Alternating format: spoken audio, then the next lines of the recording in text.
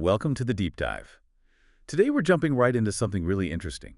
Personalized medicine, specifically how it connects with hyperbaric oxygen therapy, HBO. Yeah, it's a fascinating intersection. And this core idea, tailoring treatment specifically to you, that's actually not brand new, is it? Not at all. If you look way back, practices like Ayurveda, traditional Chinese medicine, even early homeopathy in Europe, they all had this sense that individuals needed different approaches. Right. But what feels different now is, well, our level of detail, right? Our grasp of genetics, the molecular step. Exactly. That molecular understanding is what's really driving this modern resurgence. It's giving personalization real teeth. So for this deep dive, we're really focusing on applying this to HBO. Personalized hyperbaric medicine, as you call it. That's the goal. We want to explore how we can use measurable things about you, your specific characteristics, even down to your genes to guide HBO therapy, make it more effective and, really importantly, safer. Okay. And there's a potential cost angle, too. Yeah. Maybe saving money long term. Potentially, yes. There might be upfront costs for diagnostics, sure, but the idea is that making treatment that precise could lead to better outcomes faster, maybe avoiding ineffective treatments. So yeah, long-term savings could be part of it. Makes sense.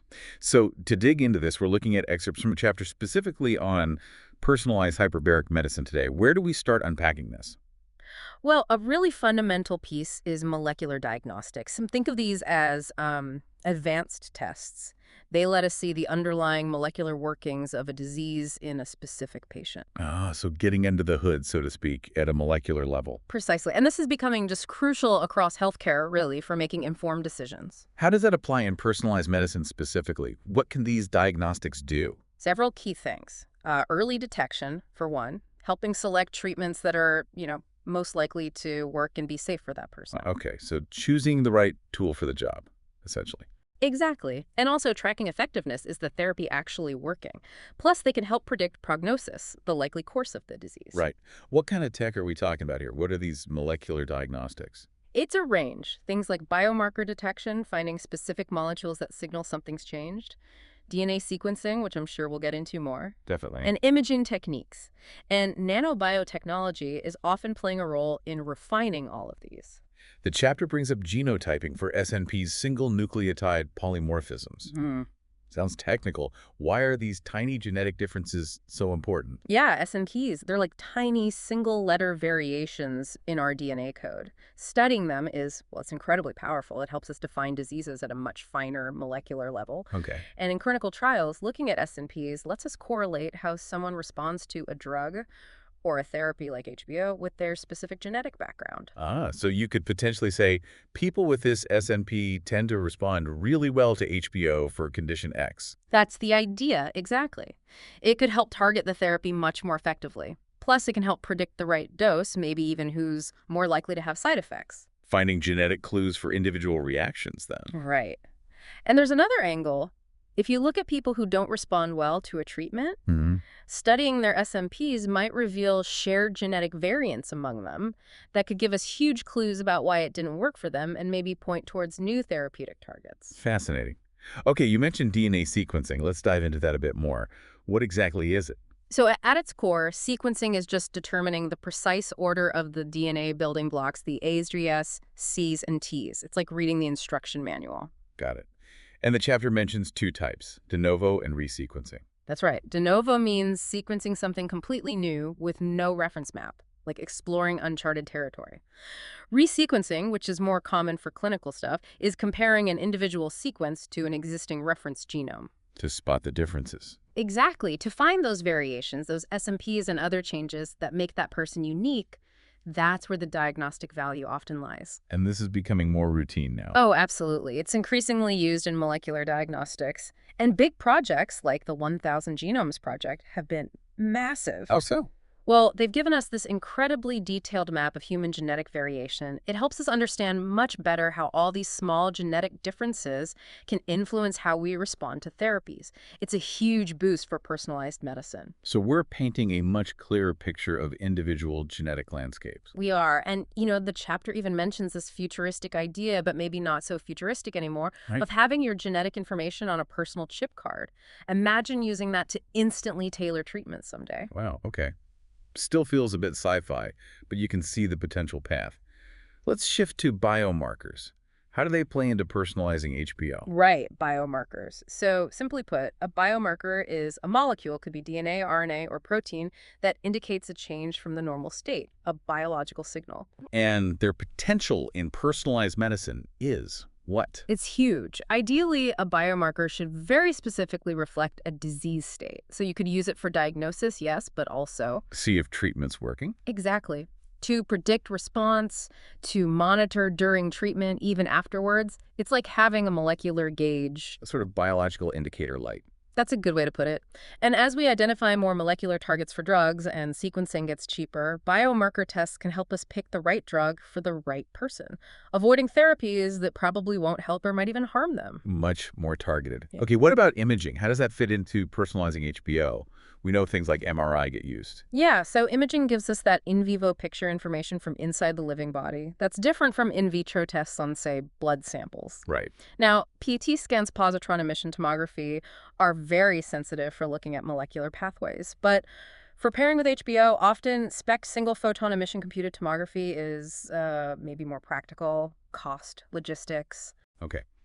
The chapter mentions brain imaging for MS, multiple sclerosis. How does that help personalize HBO? Right. MS MRI scans have been useful there. If you see lesions resolving or reducing on an MRI after HBO, That suggests it's working. it suggests efficacy, yeah. It might justify continuing the therapy. Even seeing less swelling around a lesion can give clues about how HBO is helping. And SPECT adds another layer. Potentially, yes. Brain perfusion SPECT measures blood flow. Research suggests it could complement MRI for monitoring MS. It's often cheaper, more accessible, and gives quantitative data on blood flow changes. Interesting. What about the other example, imaging tumor hypoxia in cancer? That's a big area for HBO research. A very critical one. We know HBO can help make some cancer therapies more effective by tackling hypoxia, low oxygen in tumors. But measuring that oxygen directly is hard. Very difficult. So that's where techniques like fMisopet come in. Fluoromisonidazole PET. It's pretty good at mapping out those low oxygen areas within a tumor. So you can actually see which parts of the tumor are starved for oxygen and might benefit most from HBO boosting those levels. That's exactly the idea. The thinking is that using fMisopet, maybe before or during treatment, could become a really important in vivo biomarker.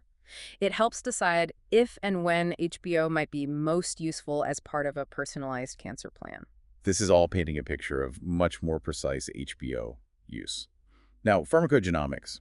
That sounds like it's about how our genes affect our reaction to oxygen itself. You've got it. If you think of oxygen, especially high-dose oxygen used in HBO, as a therapeutic agent, like a drug, then it stands to reason that individuals might vary in how susceptible they are to its potential downsides, like oxygen toxicity. Yeah. Just like people react differently to different medicines based on their genetics. Has this genetic side of oxygen toxicity been studied much? You know, it's interesting. Compared to pharmacogenetics for conventional drugs, the genetic basis for oxygen toxicity is less explored.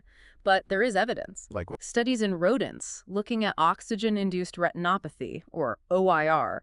It's relevant to eye problems in premature babies. These studies found big differences in how susceptible different rat strains were. Suggesting a genetic link. Strongly suggesting it, yeah. And they even linked it to variations in how certain genes were expressed during hyperoxia genes involved in blood vessel growth, like VEGF and erythropoietin. Fascinating. The chapter also mentions mesarA, methionine sulfoxide reductase A, in cataracts. What's that about? Right, MESR. It's an enzyme in the lens of the eye. Its job is basically to help protect against oxidative stress, keep the lens clear. Okay, and cataracts are linked to oxidation. Yeah, accumulation of oxidized proteins is part of aging and cataract formation, so lower MSRA activity might contribute. And the HBO connection. Well, studies in mice showed that if you remove the MSRA gene, exposing them to HBO leads to more lens oxidation and cataracts.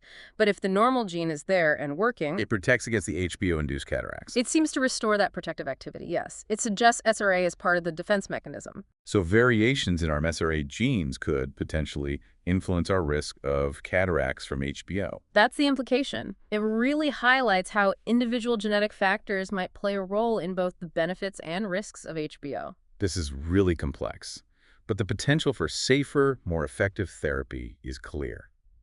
Let's touch on economics quickly. Personalized approaches often mean higher upfront costs, right? That's often the case, yeah. Biotech therapies especially are expensive to develop. Molecular diagnostics at a cost, though usually less than the therapy itself. The argument for combining them is, It's often about avoiding waste. Don't give an expensive drug to someone it won't help, or someone likely to have a bad reaction. Target it better. which saves money overall, ideally. That's the rationale. But the chapter makes a good point about HBO. Yeah. That this logic might not apply in exactly the same way. Yes, some imaging used with HBO can be costly, but HBO itself is generally less expensive than many new biotech drugs, and it operates under different approval and coverage systems. Ah, okay. That's a key distinction. So the economic case for personalizing HBO might be less about the cost of HBO itself and more about what? Making sure it's used effectively. Precisely. It might be more about maximizing the benefit when it is used, ensuring the right patients get it at the right time, leading to better overall health outcomes, which then could reduce other healthcare costs down the line. It's a bit more nuanced. Got it.